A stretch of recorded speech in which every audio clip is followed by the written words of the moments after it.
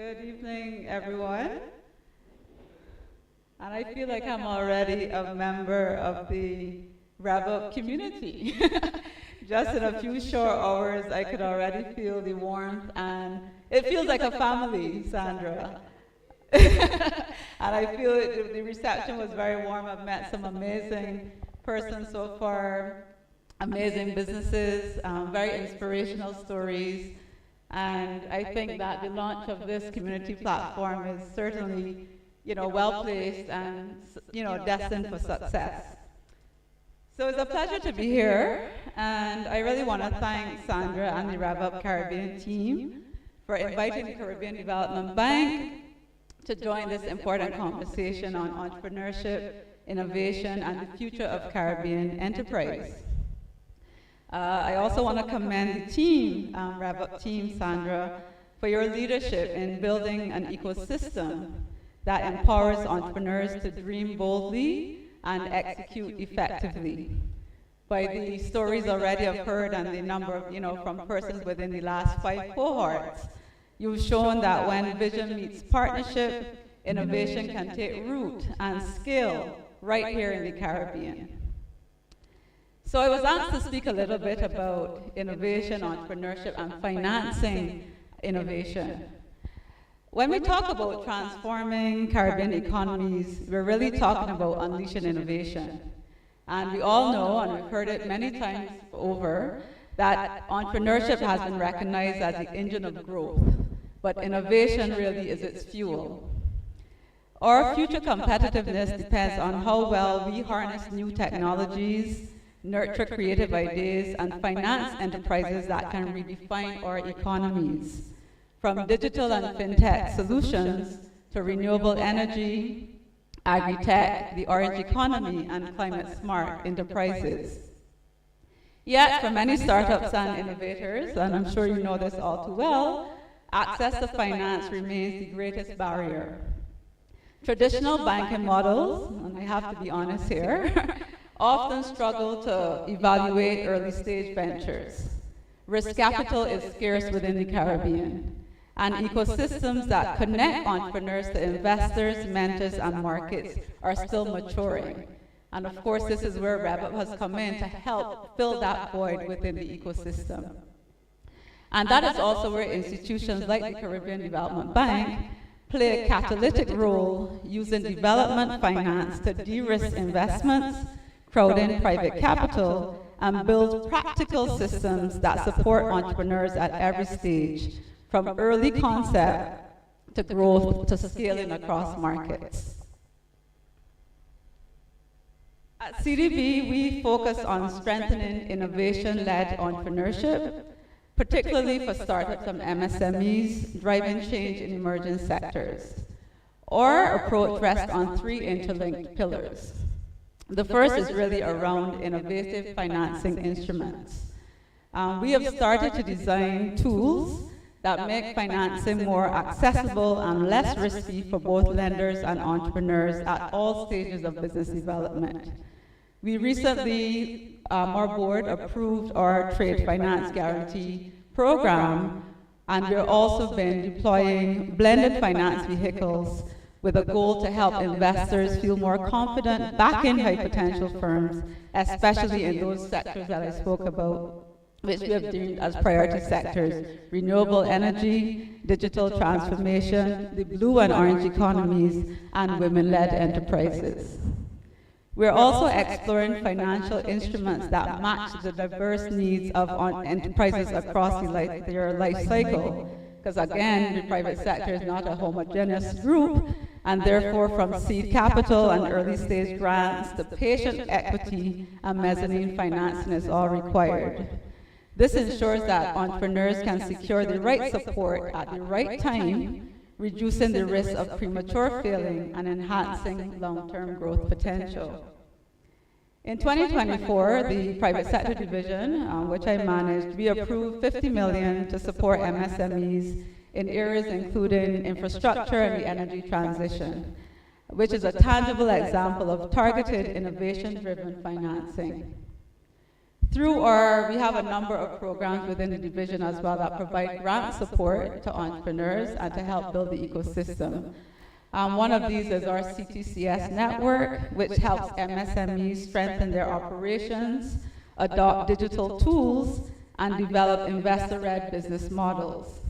Initiatives like She Trades Caribbean, and I have tried to recruit a number of persons so far this evening, where we support women-led firms, as well as our Cultural and Creative Industries Innovation Fund, which focuses on the orange economy. So again, if you are founders in music, fashion, animation, festivals and carnivals, as well as visual arts, we also recognize the importance of that sector and are working to support that sector, as I said, to help in diversifying the economies of the region as well, and also helping them to move from concept to capital. We also recognize that no single actor can drive transformation alone.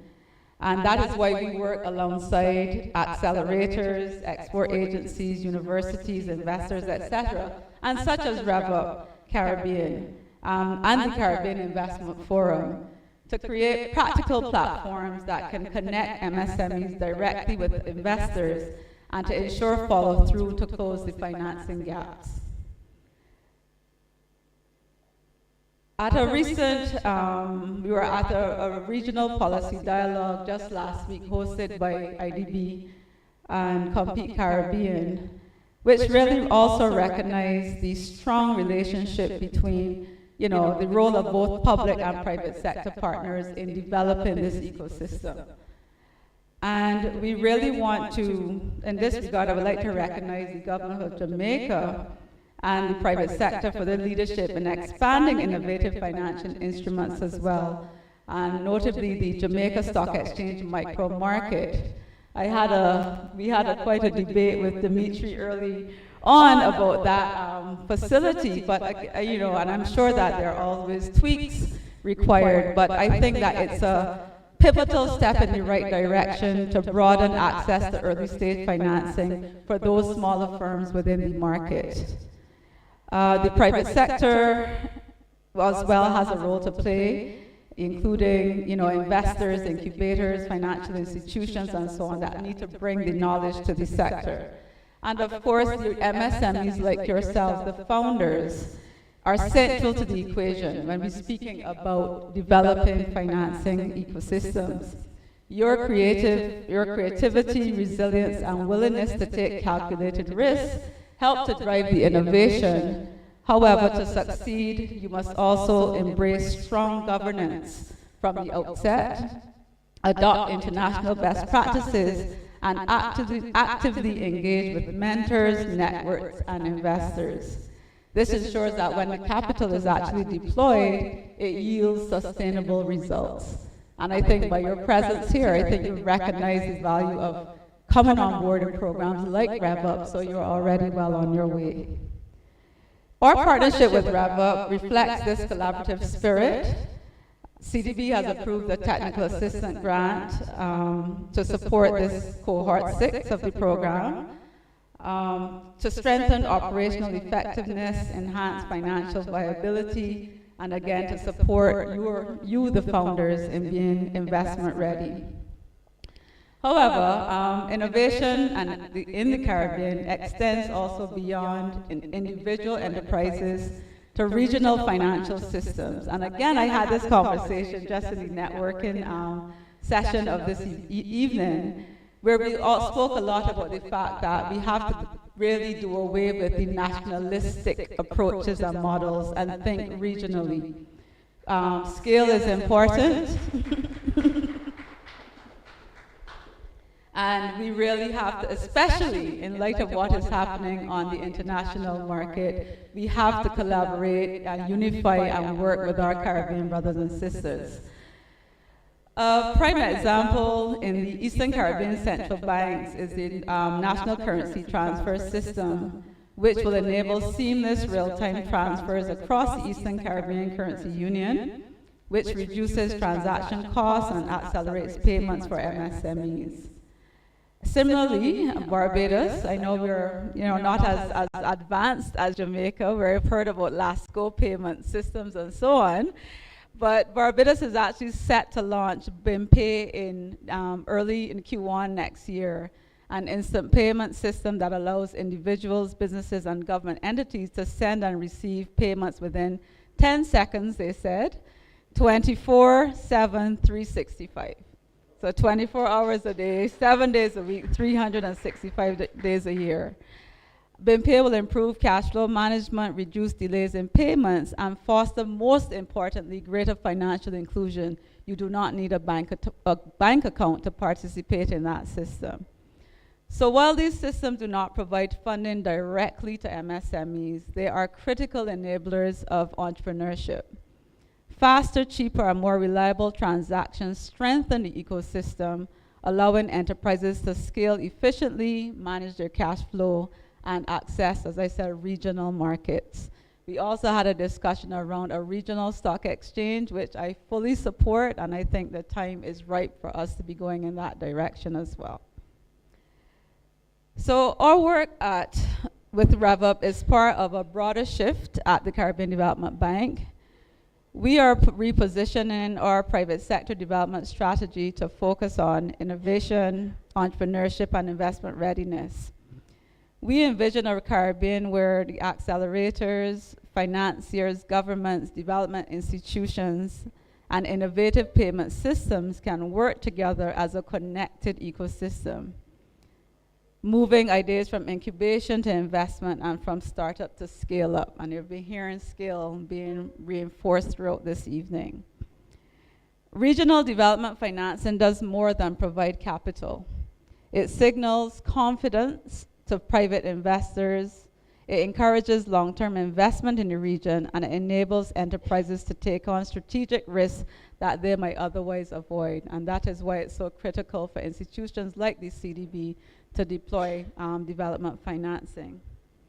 By supporting innovation at multiple stages of business growth, we also help ensure that the Caribbean remains competitive, adaptive, and resilient in a rapidly changing global economy. So ultimately, building resilience means backing the people who are building solutions. I said I've met so many of you already this evening. Speaking here around the software developer who is tackling logistical challenges, the agri-tech entrepreneur improving food security, and allowing more stable livelihoods for the farmers, for example. Remember, when we speak about private sector, we speak about growth and founders and startups and accelerators. It's about people at the end of the day. It's about building livelihoods, sustainable livelihoods, reliable income to support their families. And that is why we do what we do. It's about the renewable energy startup helping to decarbonize. It's also about the creative innovator exporting Caribbean culture to the world with your virtual reality that you spoke about. These innovators deserve financing systems that recognize their potential and not just their risk. So in closing, I want to leave you with a simple message. We cannot transform our region without transforming how we finance and support entrepreneurship. Development banks, such as the CDB, accelerators like RevUP, investors, policymakers, we each have a role to play. But it's when we work together, align our goals, and pool our strengths that we create real momentum for change. RevUP Caribbean embodies that spirit, the belief that the next generation of Caribbean entrepreneurs should not have to leave the region to thrive. And this is a really, really important point. We are really suffering as a region from significant brain drain, and we are losing the best and brightest of our people. We have to think about the future, our children's future. And that innovation, so I'm saying that, with RevUP and believing this generation of you in the room, we recognize that innovation can and must be homegrown. Home drums beat first. CDB remains deeply committed to this vision, not just as a financier, but as a partner, supporting entrepreneurs to grow, innovate, and compete globally. When we invest in Caribbean innovation, as I said, we're not just funding businesses, we're financing the future. A future where our economies are resilient, our people are empowered, and our ideas have no borders. Thank you and congratulations once again to the RevUp Caribbean team.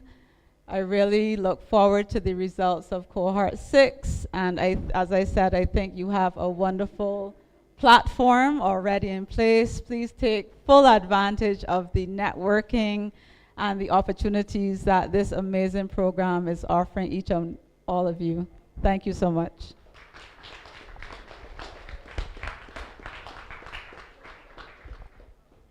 Thank you very much, Lisa.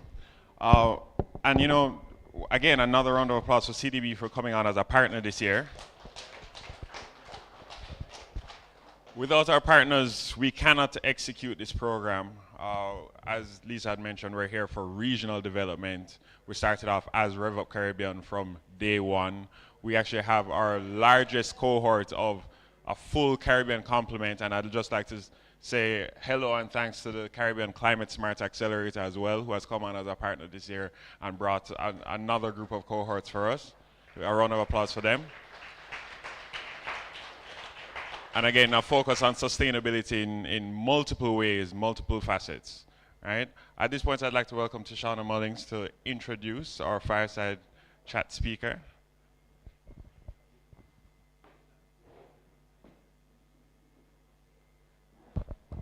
Good evening again, everyone.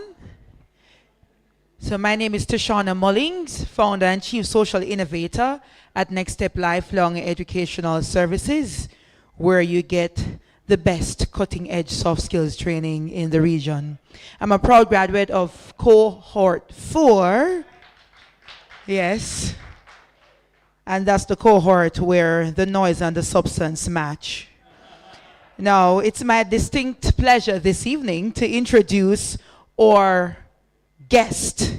Our guest this evening is the true embodiment of the entrepreneurial journey that we champion here at RevUp. And you know, RevUp is revolutionary, evolutionary, and visionary. Not true? Best program of this type I've ever been through, and I've been through many. Now, we are welcoming somebody whose story is a powerful example of growth from startup to scale up. He founded 7 Crave in 2015, and over the past decade, he has masterfully expanded its vision. What began as a food delivery service has been transformed under his leadership to 7 Crave Marketplace. And this is a pioneering local e-commerce platform championed as Jamaica's answer to global giants. If you agree, say amen. Now his entrepreneurial success is measurable. His company serves a vast customer base of over 500,000 users and has successfully completed over 3 million deliveries. Yes, it deserves a clap. In 2022, he strategically invested over 20 million Jamaican dollars to launch 7 Crave Mart. Do you remember that? Significantly expanding into groceries and essentials. This move demonstrated a keen ability to identify market trends and scale a business model effectively. Today, 7 Crave Marketplace stands not just as a business, but as a movement dedicated to empowering local sellers and keeping spending within the Jamaican economy. We like that, right? Rory's journey from solving late night cravings that many of us have to building a national e-commerce vision is exactly the kind of scalable, impactful growth we are here to celebrate and foster. And at RevUp, you learn that growth and scale is different. If you don't know that difference, you need to go back to class at RevUp.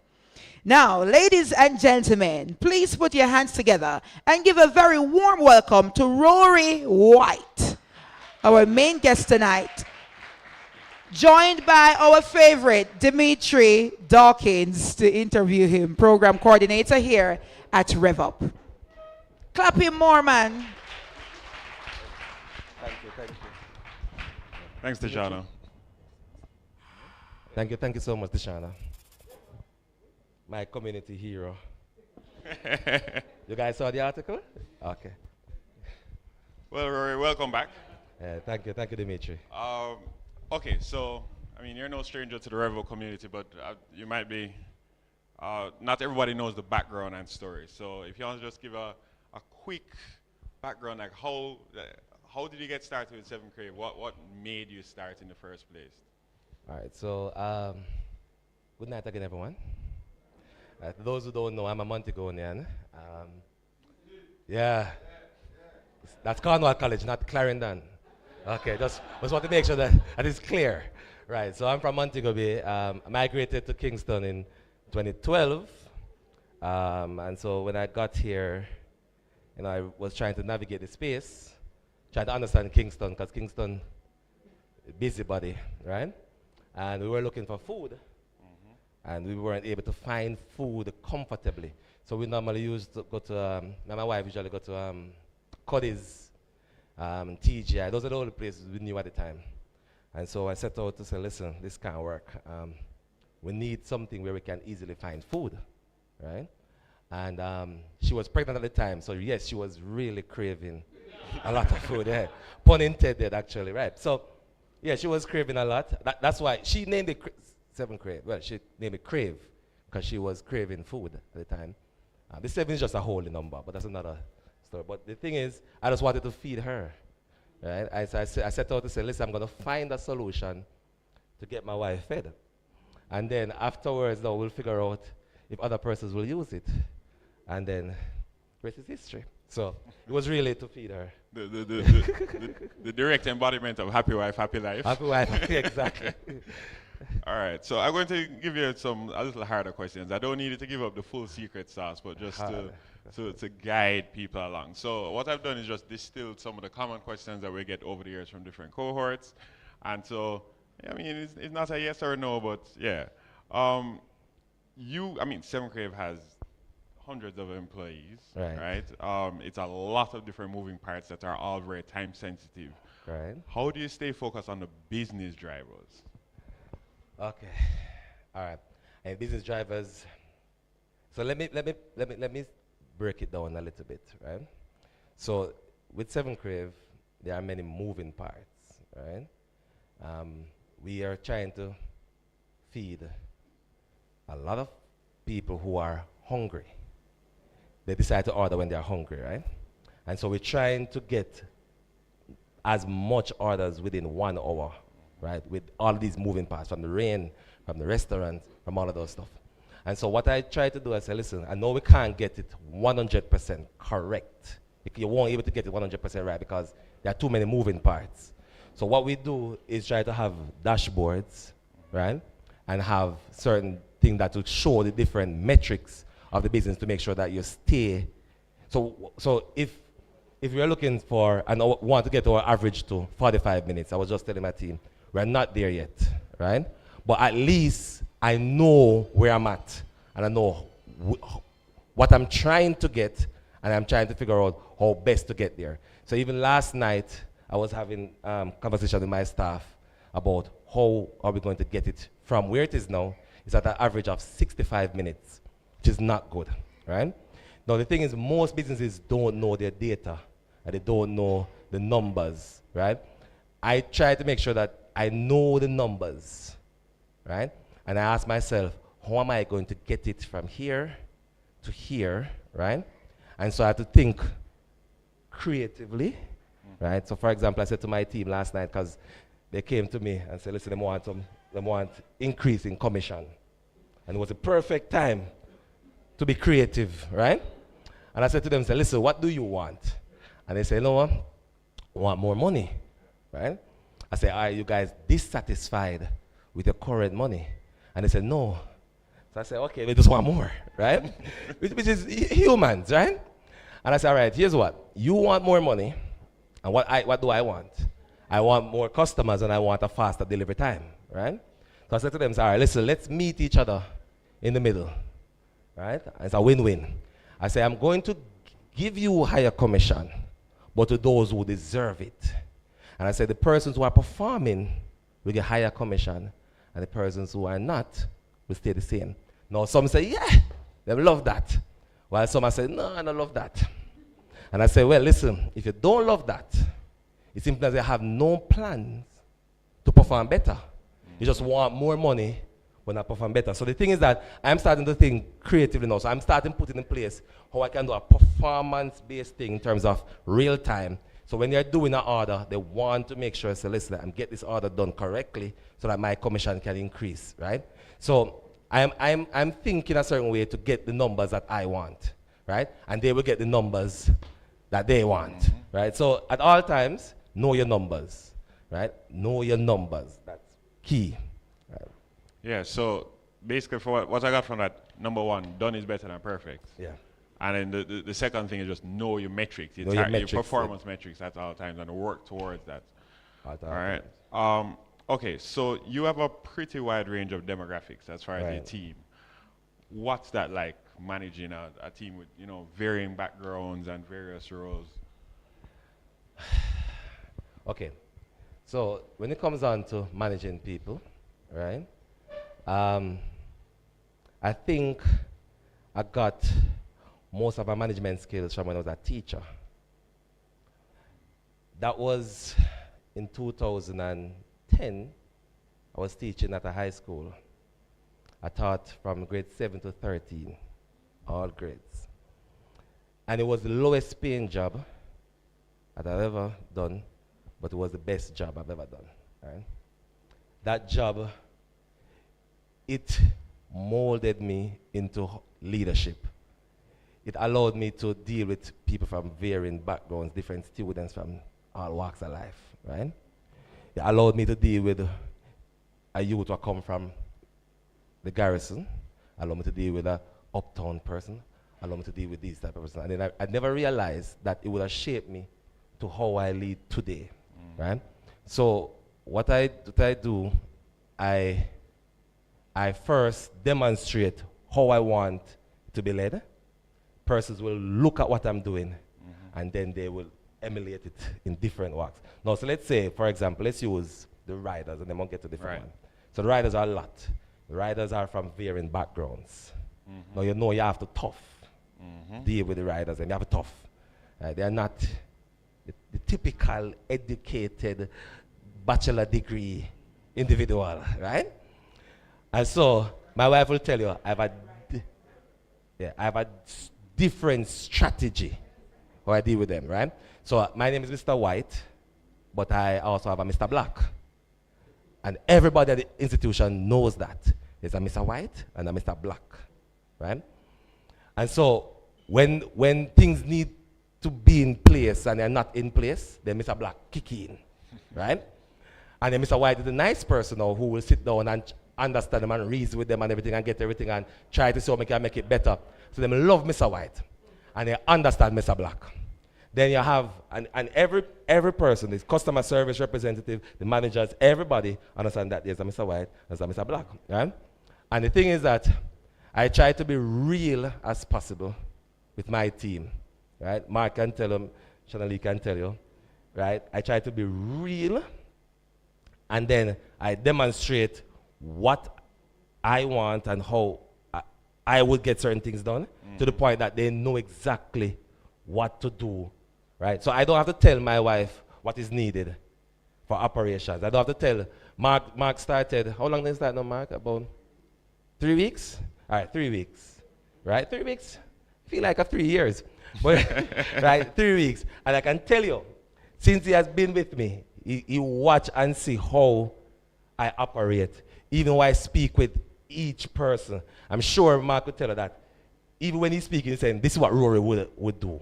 And so, as leaders, you have to start by doing first. Not just by saying, but by doing. So if you just say, okay, this is what I want, and this is what I want you to do, it will go through one ear and come back to the other. But if they see you do it, Right. and then watch you and say, okay, this man is of integrity, right? This man doesn't stand for this man doesn't stand for that. Then they will say, okay, I know exactly what I need to do. So don't just say it, right, among your team, you must what? Be it, do it. Yeah? Right. Yeah, and I mean, essentially what you do is fostering the culture. Yeah. That can then be carried through the entire organization as you scale. Yeah. So, speaking of scaling, I mean, I'm pretty sure you've had multiple, as they call it, inflection points, where you're like, boy, you hold firm here, do we push a little more? How do you manage this? Like, and we get this question at RevUp all the time. How do you know when to expand? When do I make that additional push and say, yeah, we're going to go after some more market share or change things a little that might result in having to hire some more people on the team, change your processes, etc. So yeah, how do you know when to expand? I'm going to try to answer it as best as possible, right? All right, so let's go back a little bit, and let's go back to food delivery. So 7 Crave is widely known, and isn't widely known for food delivery, right? The food delivery, it was growing, still growing to this point, right? In 2022, what was that? That's 2015, 2020, that's 7 years? 7 years, yeah. 7 years. I wasn't thinking about grocery delivery, honestly. You feel comfortable, delivery is doing well, and you keep watching the metrics, and you're seeing new records, and you're getting more customers, and so after a while you feel, yeah, this is good, right? And I remember when I was in my living room, and I wanted some water for my kids, right? I wanted a case of water to give them water to go to school the next day. But I was busy, and I was there, and I said, well, me get some water, because I can't move, but I want to order some water, a case of water. And I realized that there was nowhere I could order a case of water except PriceSmart at the time, right? When I went on PriceSmart said, next day delivery. I said, no, PriceSmart, that's too long. I need the water today, so I can get it in the kids' lunch kit for the next day. And I sat there, and then it just dawned on me that, Rory, you built this logistics thing, right, that is doing well. I said, but we can leverage this, right, and do not just food, but grocery, right? And I was like, yeah. Right? So I literally just there, and I said, no, I need to get grocery, because if I can get food to people in an hour, we can get the grocery, right? And I said, all right, how am I going to do this? So the first thing was that I realized that you have something that you can leverage, right? So I can leverage the logistics. And then I sat there and I said, all right, maybe I need to partner with Megamart, or maybe I partner with another supermarket. And when I sat there, I said, all right, Megamart. The first thing came to me was that too much red tape. That was the first thing. I said, you're going to take long to sign a deal with Megamart. I have to go convince 10 million people on the board and all of these things. And I said, no, that's not going to work. The second thing came to me was, why am I not partner with one of the, not Indian, Jimmy's what now? Asian? Let's say Asian, yeah.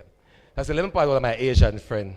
I have not a supermarket, but those wholesale type of thing. Yeah, let's call it wholesale, right? I said, if I partner with him, that could work, right? But then I realized then that he's controlling the inventory, he's controlling the pricing, and then I have to do inventory management, and I said, headache, right? But I wanted to solve the problem of getting the case of water to me. And then it was about 6 o'clock in the morning, maybe 5:30, and I messaged Jimmy, I said, Jimmy, when I wake up, shout me, right? And Jimmy I know him from him being a customer. He's a customer, 7 Crave. That's how I know him. And I messaged him, I said, shout me. And while Jimmy's asleep, I'm up. I was there, you know what? Let me do this thing myself, right? Let me control even though I know you were talking about collaboration, right? Collaboration is good. But I was saying, listen, the best thing we can do is control the inventory, right? Control the pricing, or we can control the delivery and the timing, right? Because right now, one of the reasons why 7 Crave can't hit 45 minutes comfortably and 30 minutes is because we don't control the food and the making of the food. So I said, all right, listen, I just message the team, the director, and say, guys, this is what we're going to do. All this sound. We're going to have a little warehouse, we're going to have a supermarket, we're going to do delivery and so forth. And everybody else say, yeah, man. So by the time he say, yeah, man, Jimmy messaged me and said, what's up? I said, Jimmy, never mind, right? I said, Jimmy, never mind. I said, listen, you hear me? I'm going to just do this thing. I didn't have no clue what I was going to do. I kid you not. I don't know nothing about that sort of retail thing and supplier thing, demand. I just know, listen, I need some vertical integration. Right now, I have the logistics, I'll figure it out. And so I went to the office. I hope I'm not taking long, but I just want to get it out. I went to the office, and the office had a lot of CROs, just customer relations officers. And they were in the room, and they had a headset, and they're working. And I went in there and said, hey, because I realized I need a warehouse, right? But the thing is that you have to be nimble, you have to know how to do it. Don't spend no money and borrow money to get warehouse, and then you have to go pay back and go take, figure it out yet. Yeah? You need to figure it out to see if this thing makes sense. Yeah? So I need a space. So I go and I sit in my work. I'm say, hey guys, how do you feel about working from home? Right? And everybody say yes. And the next day I send them home, right? And literally send them home and give them everything and say, this is how you're going to work from home, putting everything in place to work from home. I will turn the entire place into a mart, right? Warehouse, figure out how, whatever, link up with Nestle, figure out everything. And so now, it started off slow. I'm going to say this because I want you to hear this. It started off very slow. When we just started, and again, I want to say this, don't follow your friends and family. 90% of the time, they will not buy. Right? So when you say to you, yeah man, good idea, mad. Yes. When you roll it out, they are not your customers. Right? And I was looking for all the people who said the grocery, to this day they don't buy. I thought 3 years later, right? Right? And I said, listen, it started off slow, but patience. I will continue to work on it. First year we did about 20 million revenue. And this year, the last year, 2024, we did 96 million in revenue just for the grocery alone. Wow. Right? And so it's growing, right? But it's patience is key, right?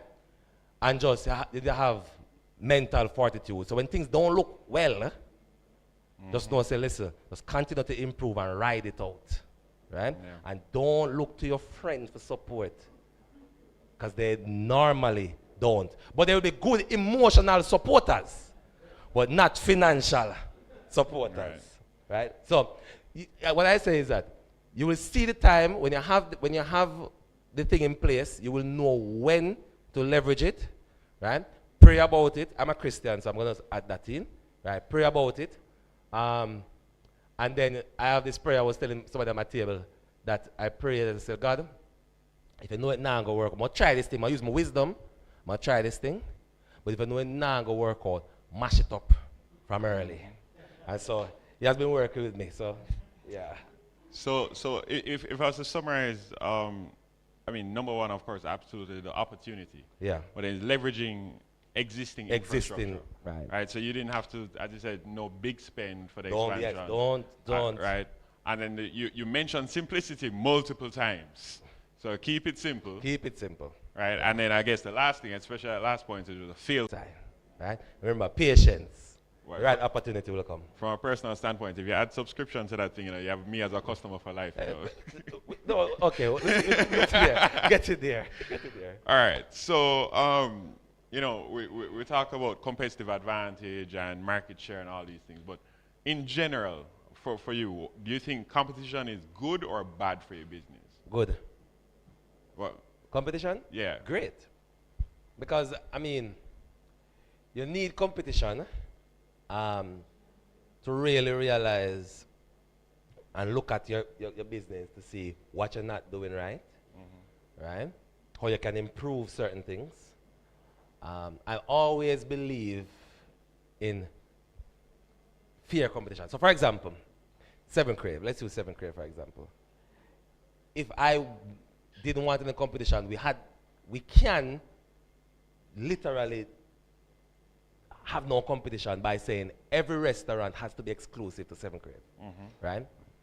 Something that most business people would do, because it makes sense business-wise to just be a monopoly. Cool? We could have done that. Every restaurant come, we could say to them, say, hey, if you want to partner with Seven Crave, exclusive. Exclusive, exclusive. That means your competition dead, you know. Right? But I just don't believe that. Never believe that. Right? And so we have no exclusivity in nothing that we do. We say, listen, let the consumer choose. Right? Let the consumer choose, and we will do what we need to do to make our product as best as possible. Right? That's how I think. That is why the founders of Google are my role model. Sergey Brin, Larry Page. Why? Because nobody really knows Sergey Brin and Larry Page. Nobody knows who is behind Google. What they do, they let the product speak for itself. But everybody knows who's behind Tesla, though, right? Everybody knows who's behind Meta, Mark Zuckerberg, because at the end of the day, they are the face of the company, right? What you need to do is make the product speak for itself. You don't need, right? So, I mean, I know it's good. I know you have people out there and X and trying to be the face of the company and so forth. But I don't think that's the best thing. Because if something happened to Mark Zuckerberg right now, the Meta stock price gone down. If something happened to Elon Musk, Tesla, gone down. If something happened to Rory White, nothing happens in Seven Crave, right? Nobody, people say, who? Right? But they will order tomorrow, right? So the thing is, make the product speak for itself, right? Yeah. All right. So we're going to have a couple questions from the audience as well based on time, but I do have one more question for you before that we'll go to the audience, which is, I mean, coming back to community.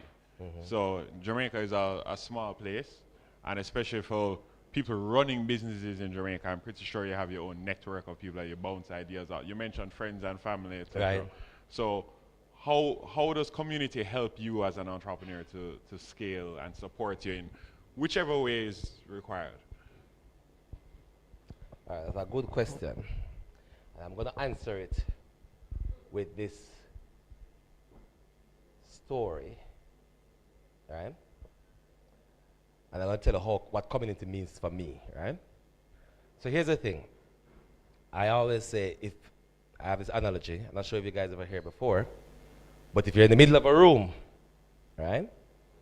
And there's somebody in the middle of a room right now, and there's an ants to the end of the room, maybe over to that side, and the person in the middle of the room drops some breadcrumbs, right?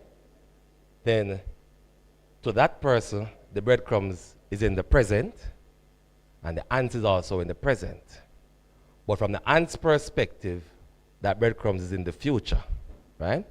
May or may not discover that breadcrumbs. The ants just up and down. I am like the ants, right? And I need to get to the breadcrumbs. I said there are 3 ways I can get to that breadcrumbs, right? And the first way, Dimitri, is just by sheer luck. Just by luck, right? And so I walk and say, watcha, see breadcrumbs there, right? And so people find breadcrumbs through luck, just sheer luck. The second way they can find the breadcrumbs is through networking. That is using shared experiences of others, right? So you can say, yo, Answer Virgin, you go right, next answer to the answer, you go left, you go up there, sir, and everybody report back to you, yeah? And you can move to and look for it too, and everybody come back and say, what you find? Him say, me no see that, sir, me no see that, sir, right? And that works. RevUP is number 2. RevUp, you use shared experiences of others, and you can find the breadcrumbs, right? And sometimes you find it faster, right? So that's number 2. I don't really number 2 much, right? I don't do networking that much. But I'm glad to have some people in my network like Sanja. Because Sanja big wig, you know, right? Right? But I don't do number 2. And number 3 is what I normally do. And number 3 is just ask the breadcrumbs dropper. Where drop the breadcrumbs. Right? And so the breadcrumbs dropper to me is my Lord and Savior, Jesus Christ. Right? So I ask him. And then he will tell me, say, this is how you get to the breadcrumbs. Right? And you put me on a path to that breadcrumbs, and then people will come on that path, right? Who's supposed to come and help me find the breadcrumbs, right? So I do number 3. That is why people don't know who really behind 7 Crave, right? Now, however, if you're not a number 3 person, right, which I would employ, it could be a number 3 person, but number 2 works well, right? It works very well. Number 2 has the pros and cons. Sometimes too much ants find the breadcrumbs too, right? But it works. You will find the breadcrumbs. We're using what? Shared experiences of other, and that's what RevUP is, right? So I know if back then there was a RevUP, I would be part of a RevUP, right? Because I want a RevUP. I want to find the breadcrumbs together, yeah? But I will say to you, if you're doing number 2, which is RevUP, add number 3 to it too. Yeah, right? Add the breadcrumbs dropper. Ask the breadcrumbs dropper. Yeah? Right. And so a group of you can work towards that, yeah? Yep. Everybody here will hear opportunities from time to time, and the person that comes to mind when you hear the opportunity is exactly the person you should call and let them know of that same opportunity in real time, right? All right, let me open it up to the audience for, I think I have time for 1 or maybe 2 questions. Jamon, you can let me know as well if we have anybody online who would like to ask a question. Yeah, thank you, and very inspiring. I just wanted to share like some of the stories of when you bust, when the sales came in, or when when the break happened, that you felt it in your bones, and I want you to kind of share that with everybody in here, so we can feel that with you, you know? Okay. So remember, 1 cocoa full basket. So the sales have been growing continuously, right? If you get 1 more customer, it was good. 2015, 16, 2017, I had 7 bearers, right? And I remember I went to KFC and I said, hey, we would love to partner. We have this, we have this fantastic thing, we have the system, we have everything. And KFC said, yeah, you look good, right? And they said, you know, then give me some nice thing to make me feel good, said things will happen, right? But it never happened, right? And while I was there, at first I was disheartened because I got a lot of pills, Excedrin, everything I can think of, Panadol, all the pills, yeah? And we were there, but guess what? Even though I was disheartened, I said, listen, you know what? I'm going to make this bring me down. So here's what we're going to do. We're going to continue growing and working on the product. Now, when we went to them in 2017 and they said, hey, how many riders I have? I remember we had 7. I said, 15. Yeah, you have to bump it up a little, right? Because, you know what them say, oh, you have 7. But, yeah, yeah, but in my head, we can get 8 more quickly, right? And even though we have hundreds, we still barely can manage KFC demand. So imagine we have 15. But the thing is that if that happened then, the system wasn't nowhere ready. So sometimes not every no is a bad no. Because even though it was a no, right, it got us working more and got it making the product better and better and better and better till the right opportunity came. In 2020, we had about 17 riders now, so it was growing, right? And when the pandemic happened, the KFC called me back. This is after 3 years, right? Lies. 4, think about 4, let's say 4, 3 to 4 years, right? But at that time, we were ready. Infrastructure was in place. Well, so we thought. It was about, it was way better than way better. We'd have shot ourselves in both feet if KFC came on in 2017, right? But in 2020, at that time, with the 17 riders, we were ready. And they say, hey, remember they say I have something, you know, we need food to move now, right? So something had to happen for KFC. Say yes. And I had a 9 to 5 at the time because I always believe, so listen, because I don't subscribe to that jump off of the cliff type of thing, right? And then if it work, it work. I'm a risk manager by career and everything, right? So I was a risk manager before going full-time at 7 Crib. So I always manage my risk. So I don't believe in, hey, chuck off, hey, right? I don't do that. So I had my 9 to 5. My 9 to 5 was good. Was taking care of the bills and the children and everything. My wife was my first employee. Right? She was at another company, and I called her and said, hey, come help me. And the reason why I realized at the time that I needed help was because I was at work putting through orders. Right? People order, and I call them and I say, all right, 2 fried chicken, whatever. And I was in my office, and I remember when my executive director, right, she walked in, and I was like, yes, yeah, but the order I was midway in the order, I know. So I said, yes, all right, yeah, man, cool. And they said, what else? I said, that is it, all right? and that was when I realized, hey, you need help now. So I called my wife first, and I said, hey, come help me. And so we started growing, and when it really hit me was when then 2020 happened, and the pandemic, and I was under immense pressure. For the first time I cried in 2020, right? Because it was I can't explain it. It's full pressure bust pipe, right? Bust up my pipe. And I remember that was when I realized I had to leave my 9 to 5. Right? I was forced to leave my 9 to 5. But 7 Crave was not paying me, couldn't afford to pay me. But I knew at that time the opportunity was ripe to take advantage of. And I thought to God, I said, God, listen to me. And I got plunge now, right? And I want you to make it work. And I remember that's write up the resignation letter the Sunday morning. This was about April 19, there about 2020. Write it up, and for a good while I look at that email. Couldn't press send.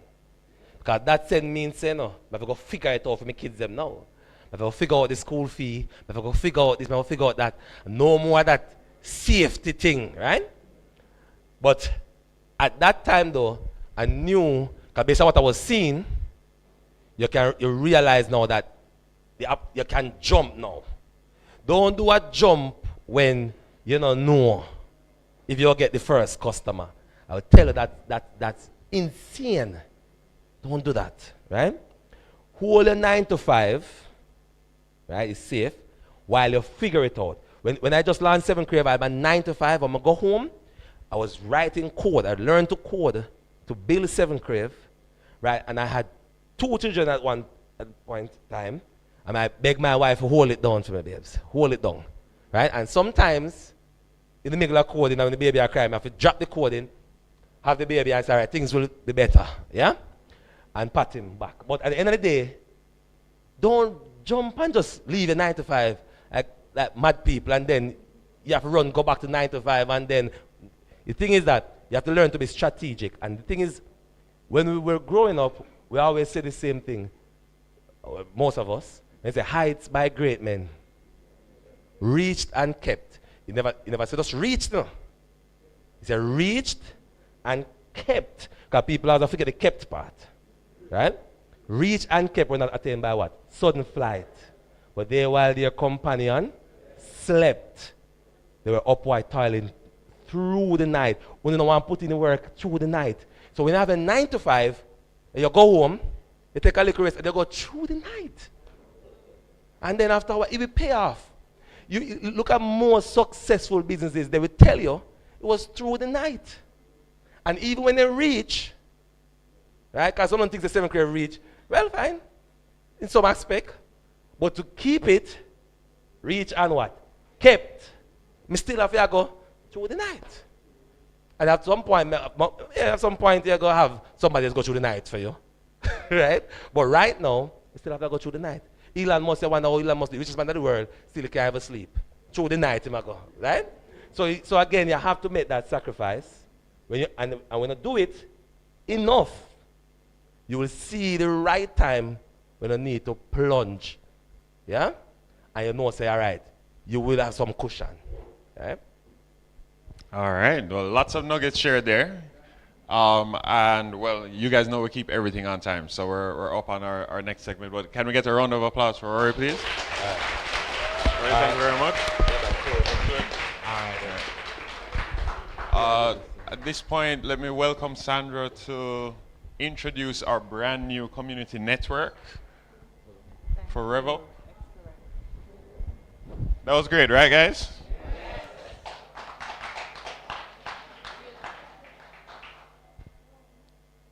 And a round of applause for Sandra, please, as she joins us on stage.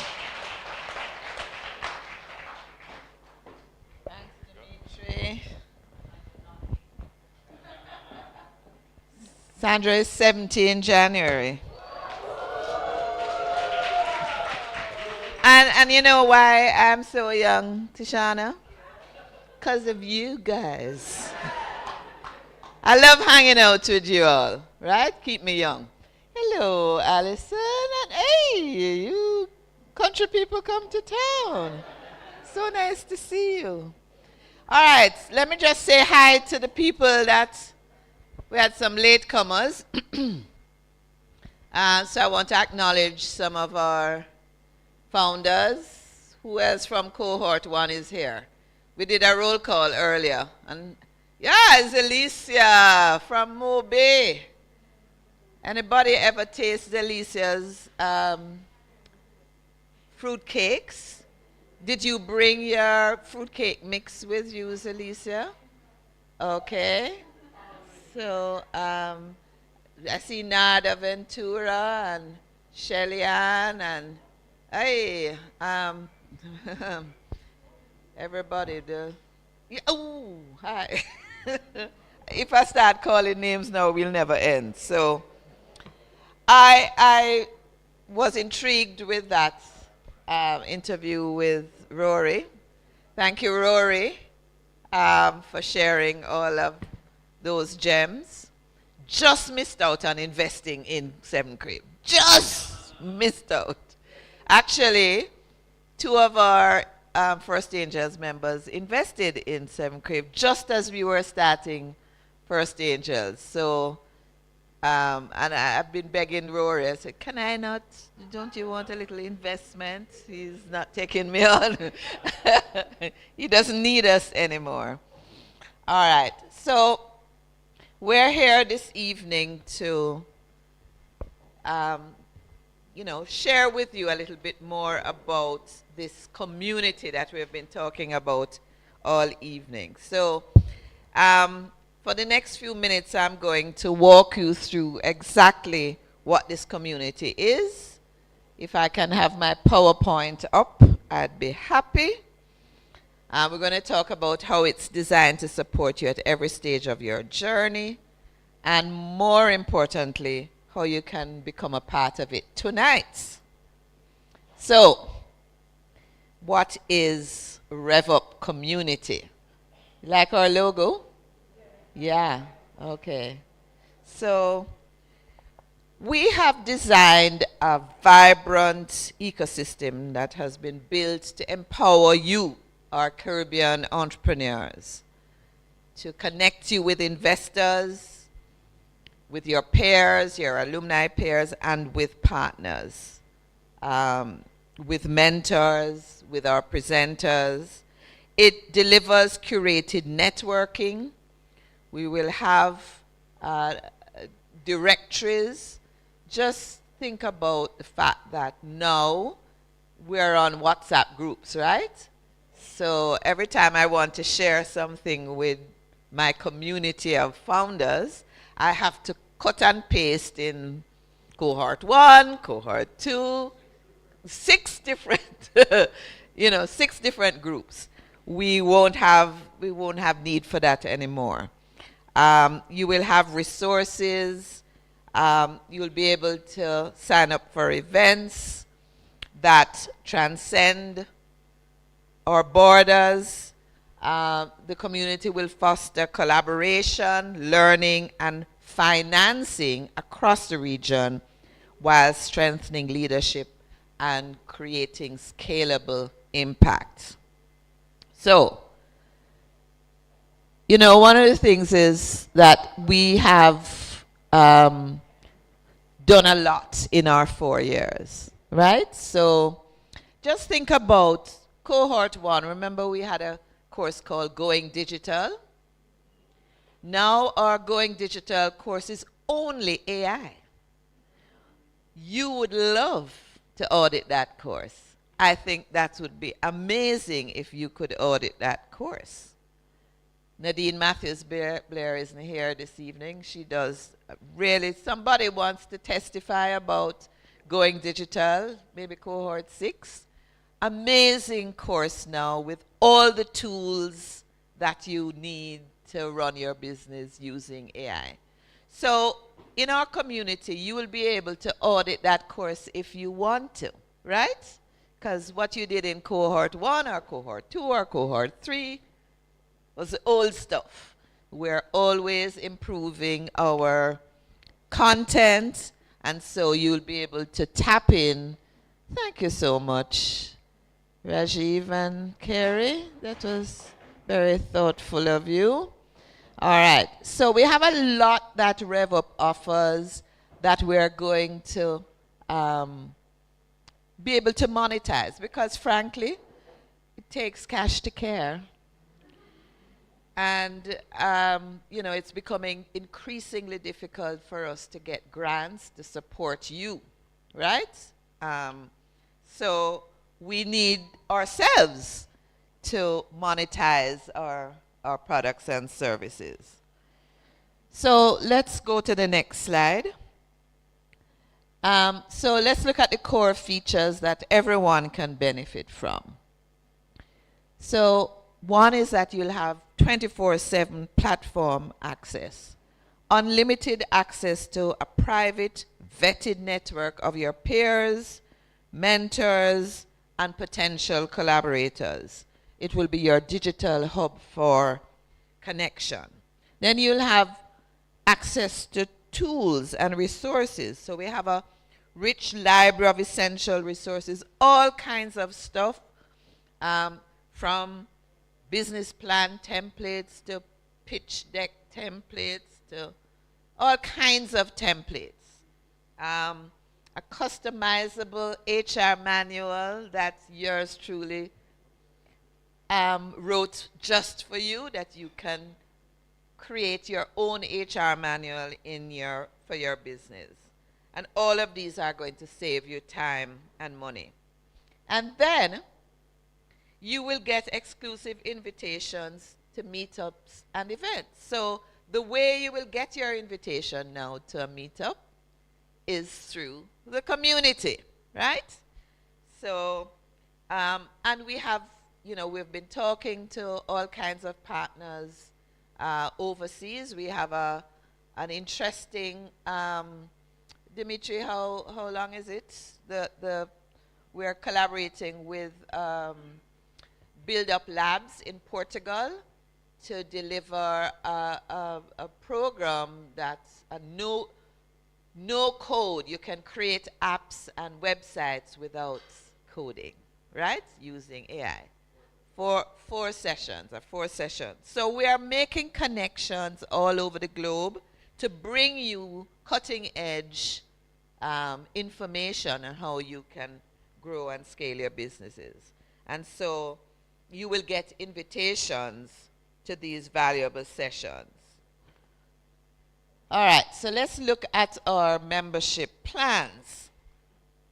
So we know that one size doesn't fit all, eh? Your challenges are unique and your support needs to be unique as well.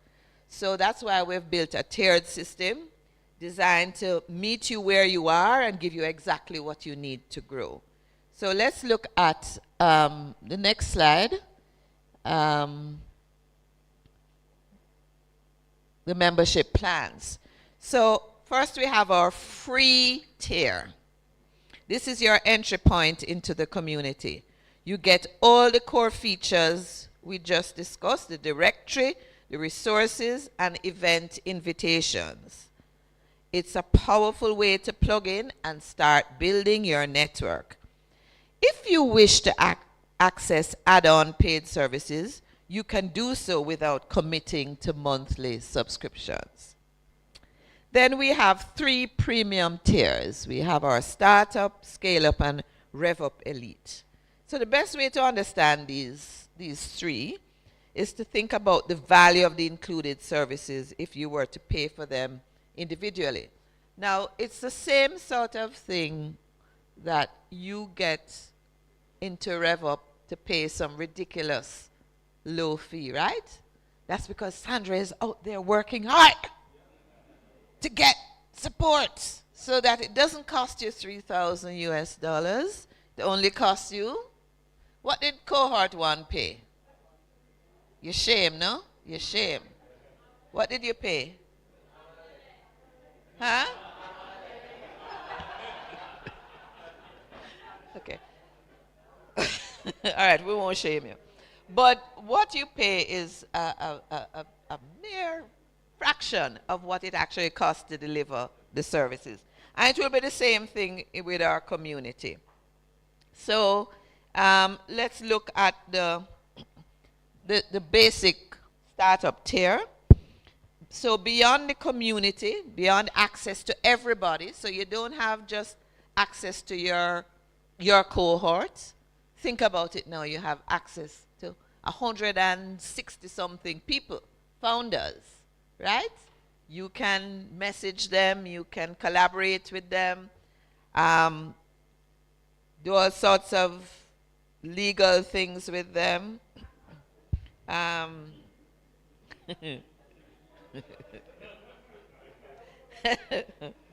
So beyond the community, you get 5 hours of dedicated business coaching and mentorship. If you bought that alone, it would cost you at least, over $1,000, right? You also get a monthly Zoho technical support session. Where is my guy, Jamon? Let me just big up Jamon Salmon, cohort 2 graduates, who has now become the backbone of our marketing support using Zoho.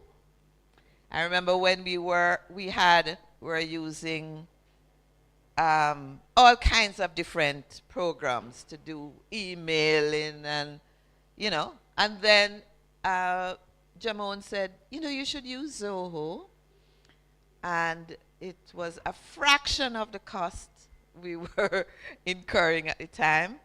And there hasn't been anything better. And Shade is here, our current marketing presenter, Shade Powell. Both Shade and Nadine Matthews-Blair, who did our AI course, we're always talking about the power of Zoho. It's a really powerful platform. It has a CRM. It has everything you need, right? So you get Jamon's technical support and the Zoho platform, and 12 hours of expert tech guidance from Jamon for a year, which is valued at over $2,000 US. Plus, you get 4 hours of goal setting and governance accountability sessions. What's that? So, I get calls all the time. Sandra, I need somebody to be on my board. Or I need somebody to be an accountability partner to make sure that I am doing the things I'm supposed to be doing. And everybody wants Sandra, but Sandra can't do that, right? No, they haven't invented that yet. So, but we have a lot of people in our community who are willing and well qualified to provide those services. So those 4 hours alone would be an $800 value. But so that's well over $3,000 US. Well over. And you can get that access for $190 US a month. Tishani, did I do all right there? Selling it? Yeah. Okay. And yeah, I should have had you doing this because you are the sales lady. So we've built this tier to give you structured foundational support without breaking the bank. And actually, for all the tiers, I'm telling you what the monthly fee is, but you can save even more if you sign up for the annual membership. So let's go to the scale up, which is our growth tier. So this is for founders who are ready to grow. You get all the benefits of the startup tier, but with more. You get more Zoho support. So instead of 12 hours a year, you get weekly support. 52 weeks in a year. You get more governance hours. And here's a game changer. You get 5 hours of professional pitch coaching and a guaranteed slot to pitch to First Angels Caribbean investors. So that's the route to the angels now. The pitch coaching alone is a $1,250 value. Let me just be frank. Over these many years, yours truly has been coaching people to pitch. How many of you have sat in my office and received pitch coaching or done it over the... Huh? Did you ever consider the value of that? Did you ever? Huh? Yeah, it's time to collect. Sustainability, right? Sustainability. So, so for the scale up, you can join for $380 per month. Well, we have yours truly, and we have Dimitri, we have Wayne, we have our angel investors who do this, right? So Doug has gone. Doug Orain, you might even get Doug Orain, right? Good. So, and so that's the scale up package. So let's talk about the RevUP Elite. That's,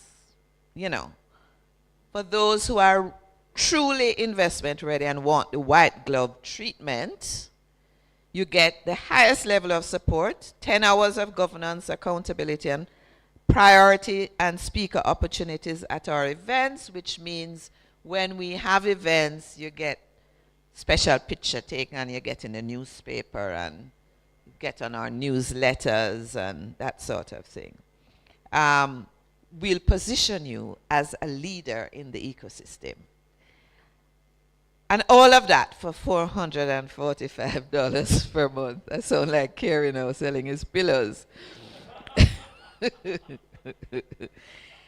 And let me just remind you that all our tiers offer significant savings when you commit annually.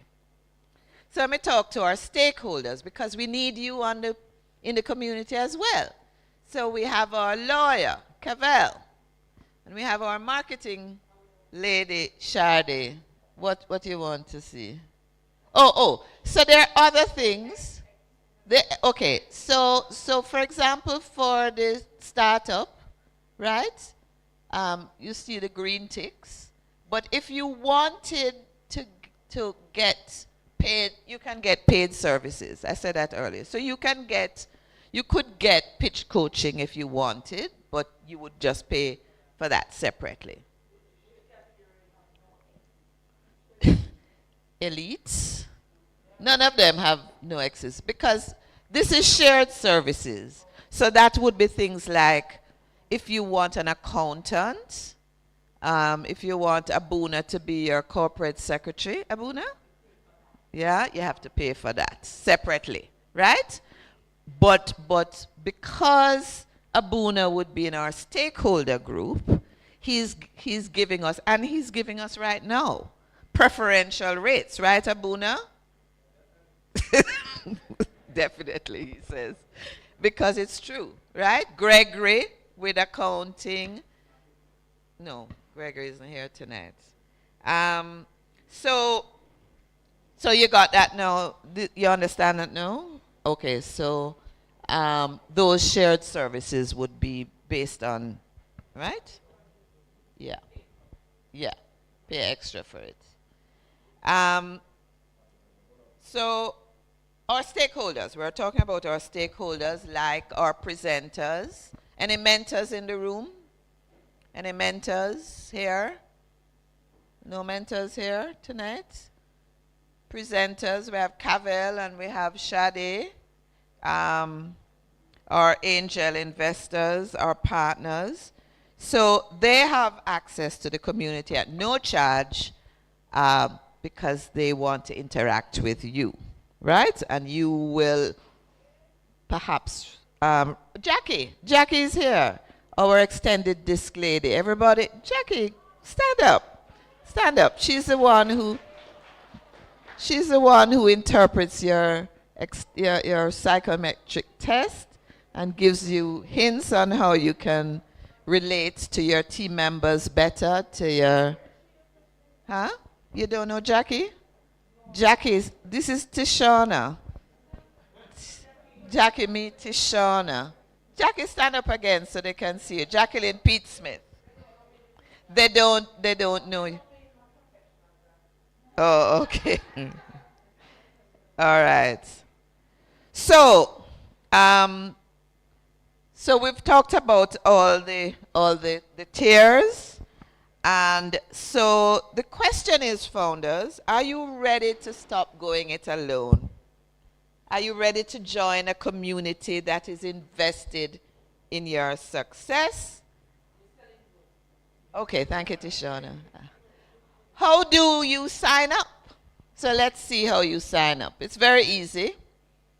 You go to RevUpCaribbean.com, that's our website, /community. Next slide. All right. So you know, let's just skip to Jamon telling you how to do it. Let's just go to the next. Hopefully we'll. Next slide, please. All right. So Jamon is going to walk us through how you sign up. Can we get that video going? Mr. Video Man? Is Jamon not here? Who is doing the PowerPoint? He's on it? Okay. Yeah. I'm sorry, I skipped the slides, so threw you out. All right, while that is coming up, let me just say, it's easy. You just indicate the role that you're going to play. Select the tier that you wish to start with, enter your name, email address. Okay, here we go. Hi guys, let's sign up for the RevUp community platform. Go to first RevUpCaribbean.com/community. Then you scroll down, read the information, and you look on the pricing guide to select the best tier. For alumni, you can select the free/alumni tier or startup, scale up, or the elite plan. And for stakeholders, such as partners, speakers, mentors, you can select the stakeholder plan or stakeholder tier, right? So we'll first select what is our community role. If we are new to RevUp, period, we're not an alumni, we are not a mentor, speaker, or partner, or if we're a current alumni or cohort member, we're going to select that. Then we select the community tier, which is on the left here. In this case, we can select the free tier or the startup tier, right? So let's select startup, and then we can enter our email address. So we could do test@revupcaribbean.com. Then we're going to select our name, John Brown. We select our business name, which is JBLLC. The sector that we're a part of, in this case, we were going to select perhaps technology, and then we put just some basic information about us. I specialize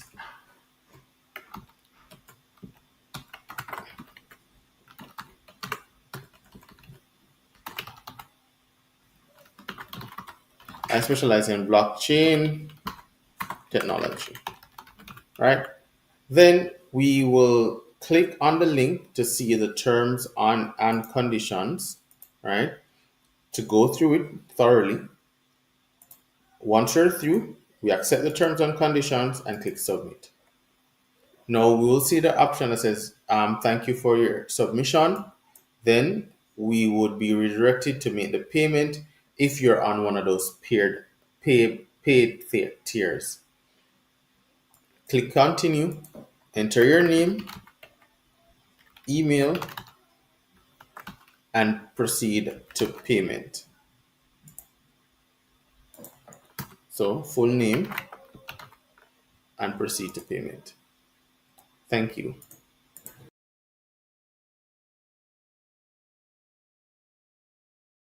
Brought their credit cards with them tonight.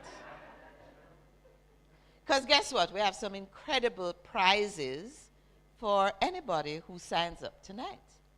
And you can actually sign up for our free tier tonight, but you can also sign up for the startup, the scale up, and the elite tier. So, we have some surprises. We have prizes and surprises. So for the first 50 people signing up for our free tier, you will receive a gift voucher for $1,000 redeemable at any Popeyes, Burger King, or Little Caesars Pizza store, courtesy of First Angels Caribbean member Richard Lake. So sign up now. Go on your phone, RevUP Caribbean. You sign up already? All right. Okay, so Jamon is going to accept your application. And as a special bonus, the very first person to sign up for the free tier, whoever is the first person, will get a free 1-month subscription to Hubmark's business kit valued at $50,000. Who is that lucky person? Jamon? Yeah, check the sign-ups, Jamon. All right, while we're doing that, for the first 50 founders signing up for our startup tier, you will receive a gift voucher for $2,000 from 7 Crave Marketplace, redeemable on their website or the 7 Crave app, courtesy of Rory. And as a bonus, the first 4 startup founders, startup tier applicants, will also receive a gift certificate courtesy of the Broken Plate restaurant, valued at $15,000. Yeah. The first 4 for the startup will receive a gift certificate courtesy of the Broken Plate restaurant, valued at $15,000.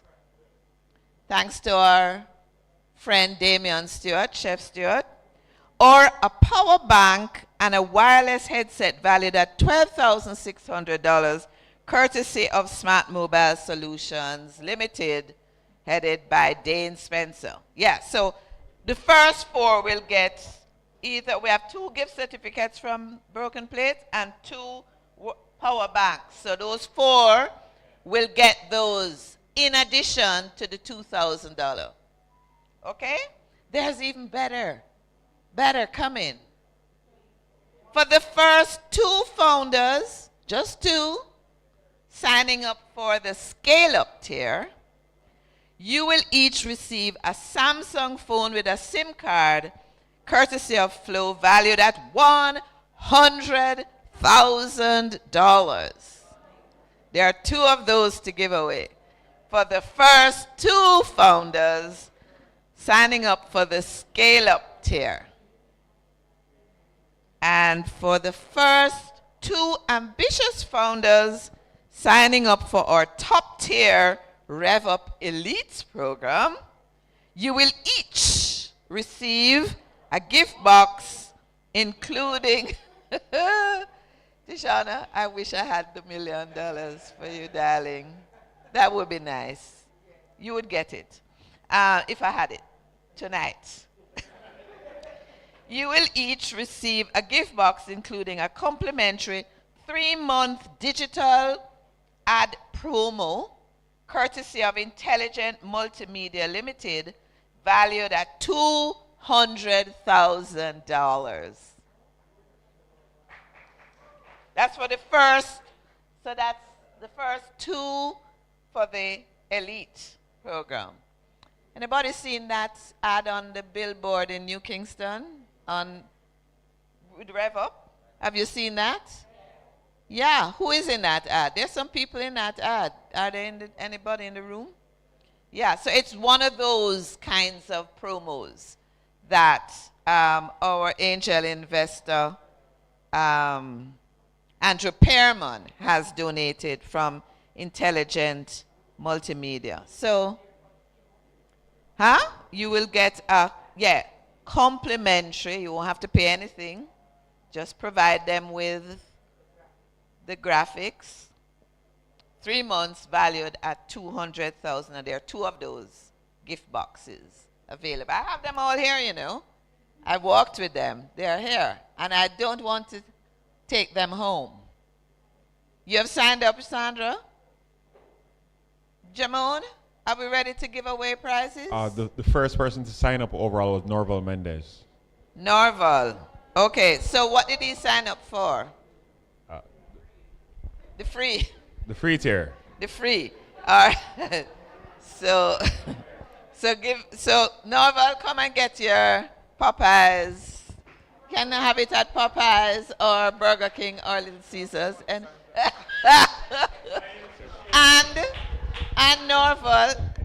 Norval, you have got the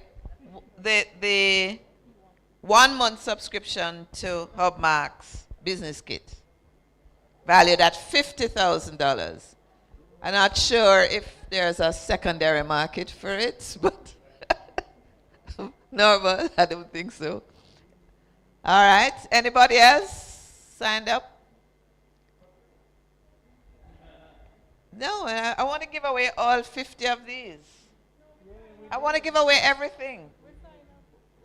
Who else? No, but I need Apparently, we do have the first 50.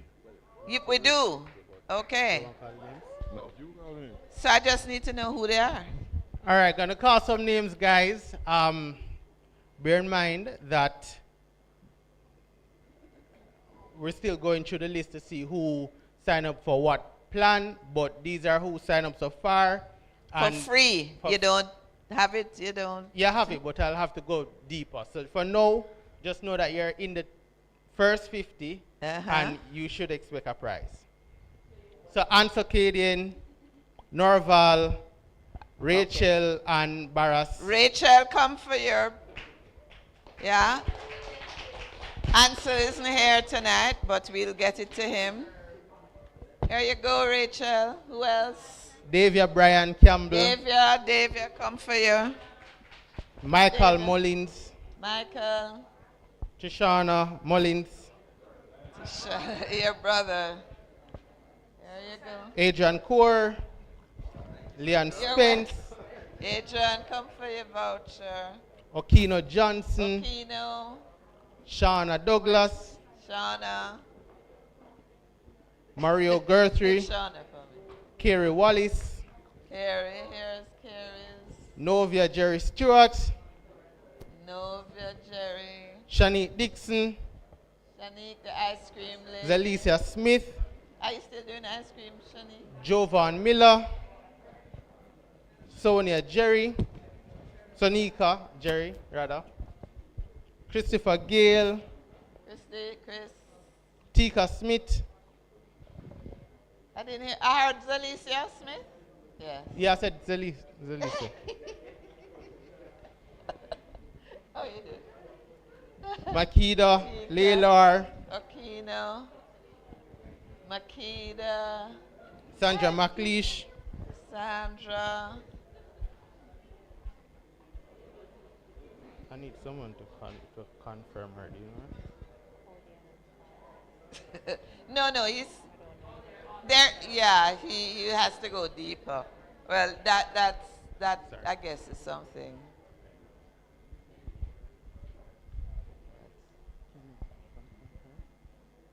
Cody, yeah. Where's Cody? Oh no, but she's not alumni. Does she qualify? All right, we'll make her an honorary rebel. So she'll write articles on us, right, Cody? Okay. Come, Cody. Oh, Cody Cody's from the Barry. Observer. So in exchange, since we're going to make her an honorary alumnus, she will write some nice features on us. Shaniki, Toby, Desmond, Tika. Everybody approved now. But more still are coming. I'm not reach 58 now. Eh? I'm not reach 58 though. Alright, we'll give out the But we rest of don't know what's. All right, just. Oh yes. the two more. So guys, I want to encourage those who are watching online. We can get your prizes to you somehow. I'm not sure if you're outside of Jamaica how it will work, but thank you very much for joining and sharing in this launch Confirm with this us. person again, too? All right. Who didn't sign up? Maxine Goran. Maxine. So we can end our live stream now, and we just thank everybody for tuning in. Thank you so much. All right. Maxine. Yes, you're welcome. Who didn't say, who else signed up? Free? You didn't sign up for the free tier? RevUP people? Debbie Turner? Narda Ventura? You didn't sign up for the free tier? Oh, you're going up? Okay. She wants us.